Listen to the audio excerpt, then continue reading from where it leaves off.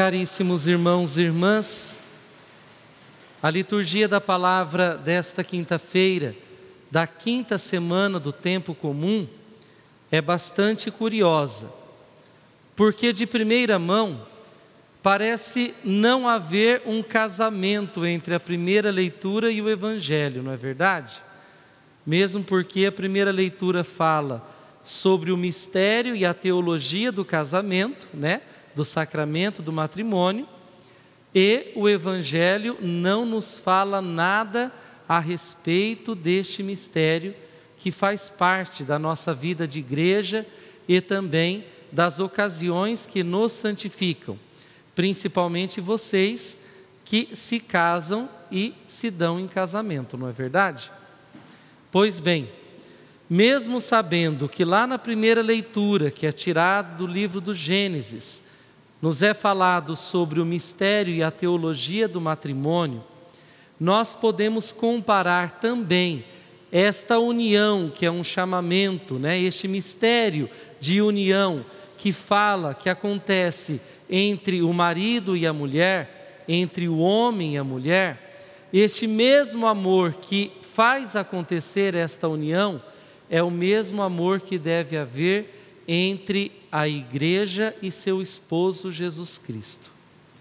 Com o mesmo amor que Jesus Cristo, nosso esposo, portanto, esposo da igreja, amou a sua esposa a ponto de dar a sua vida para salvar a sua esposa, assim também deve acontecer entre os cônjuges. O marido deve ter a coragem de dar a sua vida para salvar a vida da sua esposa. E a mulher também, de uma forma recíproca, não é? Deve ter a coragem, em nome do amor, de dar a sua vida para salvar a vida do seu esposo. Mas esta reciprocidade de amor deve acontecer entre cada um de nós e nosso Senhor Jesus Cristo. O nosso esposo, o nosso Salvador, já derramou o seu sangue para nos salvar.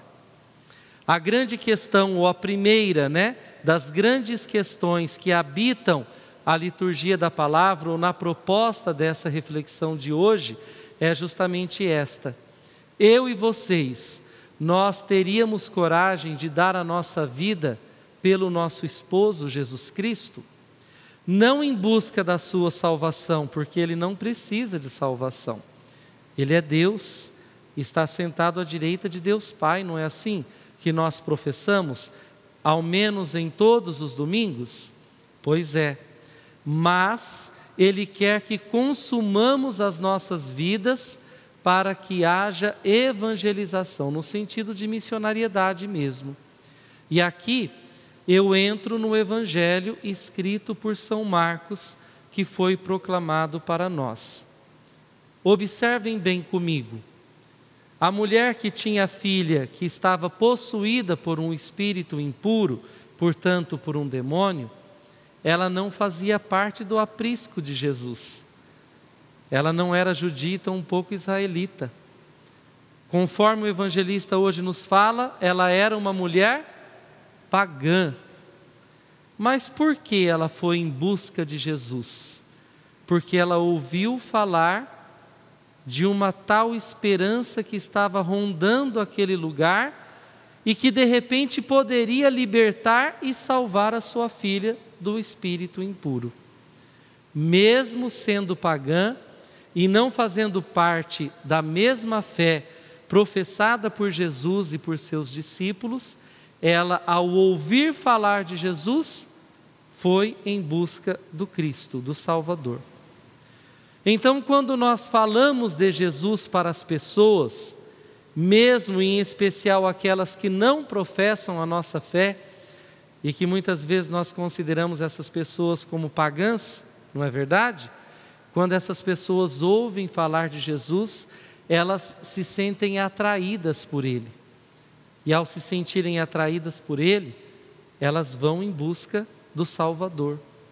E aí nós estamos cumprindo a vontade de Jesus. Nós estamos respondendo generosamente à nossa vocação de discípulos missionários, de verdadeiros evangelizadores em pleno século 21.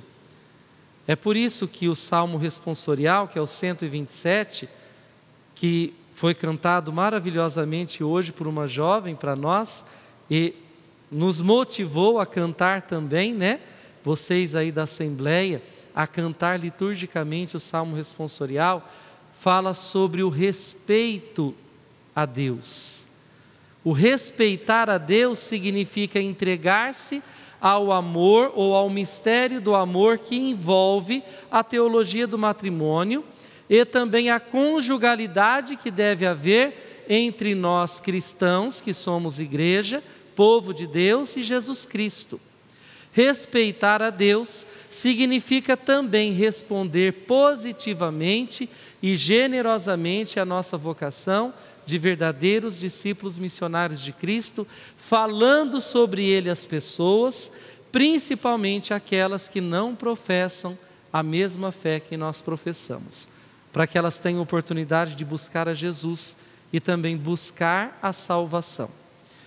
O versículo proposto para a aclamação ao Evangelho de hoje, que está na carta de São Tiago, capítulo 1, versículo 21b e c, nos fala: olha, acolham docilmente a palavra semeada em vós. Hoje a palavra de Deus foi semeada mais uma vez em vocês e também em mim, porque ela pode salvar as nossas vidas. Como também salvou a vida daquela criança, daquela menina que estava possuída pelo demônio. Como também salvou a vida daquela mulher que era pagã.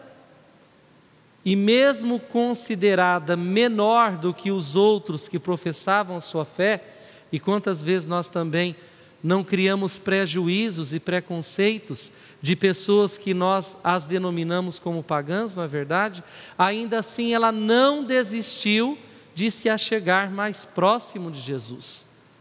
Nós não podemos ser barreira para que as pessoas deixem de se achegar próximos de Jesus, de forma alguma. Pelo contrário, a gente tem que trazer as pessoas para Jesus.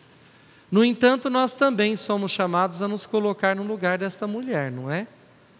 Vejam uma outra característica que está presente na vida desta mulher pagã e que Marcos não coloca nome para ela, porque ela pode se chamar Alexandre, Jaqueline, José, Maria, Joaquim, todos os nomes de todos vocês que estão nos ouvindo nesta Santa Missa no dia de hoje, não é? E vejam só, ela buscou com humildade a salvação para si e para a sua família. Porque quando Jesus disse assim que não fica bem tirar o pão da boca dos filhos e dar aos cachorrinhos, mesmo ela reconhecendo que ela estava nesta condição humilhante, humildemente, ela persistiu, ela teve perseverança, não é verdade? E com humildade ela continuou insistentemente a pedir a bênção para Jesus, a pedir a libertação. Quantos de nós também não desistimos no meio do caminho? Não temos perseverança na oração. Ela foi ousada, esta mulher. Nós somos ousados na sociedade em muitas coisas, concordam comigo? Nós muitas vezes armamos barraco por aí, discutimos com as pessoas, brigamos com as pessoas, até com os cônjuges, com os filhos, com os pais, mas não somos ousados com Deus no sentido de persistir, de perseverar, de se humilhar e confiar na sua graça, mesmo em meio às migalhas. O pouco com Deus é muito.